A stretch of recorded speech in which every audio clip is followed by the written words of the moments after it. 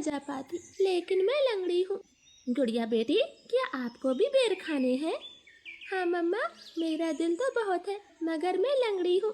मेरी बेटी लंगड़ी है तो क्या हुआ, उसकी माँ तो स्वस्थ है। चलो आज मैं आपको बेरी के पेड़ पर ले जाती हूँ। आप भी जग्गू कुक्कू की तरह डाल पर बैठकर खूब बेर खाना।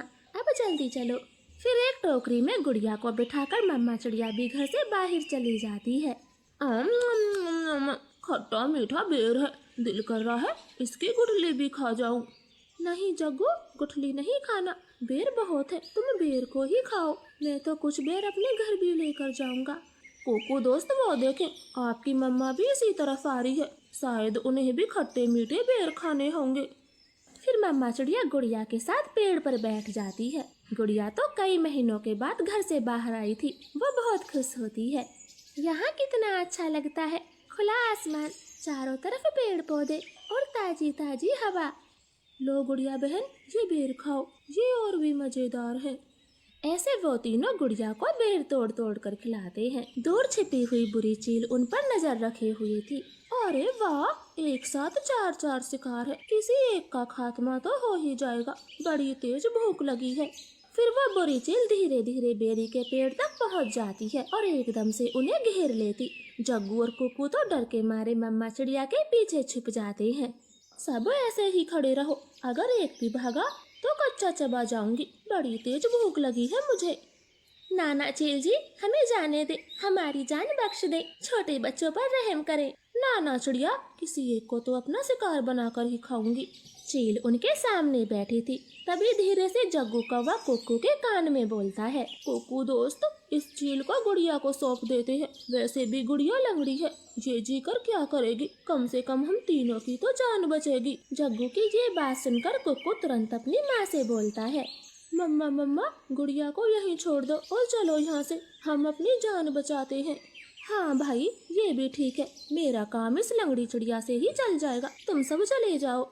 चील ने इतना कहा ही था कि तभी रानो चिड़िया जोर से चील को धक्का मारती है और पेड़ से नीचे गिरा देती। जग्गू कुक्कू, गुड़िया को साथ लेकर यहाँ से भाग जाओ, मैं इस चील को आपके पीछे नहीं आने दूंगी, बेटा जल्दी से भागो यहाँ से। इतना कहकर रानो चील पर हमला कर देती है और जग्गू और कुक्कू टोकरी लेकर वहाँ से भाग जाते हैं। चिड़िया और चील में काफी देर तक लड़ाई होती है और आखिर में चील रानो को जान से मार देती है। मरगी, छोटी चिड़िया मरगी, मुझसे लड़ने चली थी, अब तेरा मांस में मजे से खाऊंगी। कुक्कू भाई, मम्मा अभी तक घर नहीं आई। मम्मा को चील ने मार दिया है, वरना वो अब तक आ जाती, क्या जरूरत थी मम्मा को वहाँ ले जाने की। भाई, अगर हम वहाँ ना होते तो वो बुरी चील आपको खा जाती, आप ऐसा क्यों बोलते हो?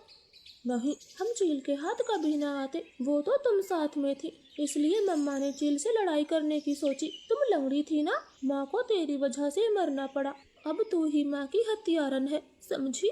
ऐसे कुक्कू तो गुड़िया को ही दोषी ठहराता है। अब गुड़िया का ध्यान रखने वाला कोई नहीं था। कुक्कू सारे सारे दिन बाहर घूमता फिरता, वो लंगड़ी बहन का बिल्कुल भी ख्याल नहीं रखता, चाहे वो भूखी हो या फिर प्यासी हो। भाई, सुबह से रात हो गई है, आप मेरे लिए कुछ खाने को नहीं लाए? जंगल में भोजन की कमी हो गई है, अपना पेट भरना ही बड़ा मुश्किल है, ऐसे में तेरे लिए दाना कहाँ से लाता? ऐसा बोलकर कुक्कू तो सो जाता है। गुड़िया को पूरी रात नींद नहीं आती, क्योंकि वो तो कई दिनों से भूखी थी। मम्मा मम्मा, अगर आज आप जिंदा होती तो मेरा कितना ख्याल रखती, अब तो मुझे भी भूखा सोना पड़ता है, मैं क्या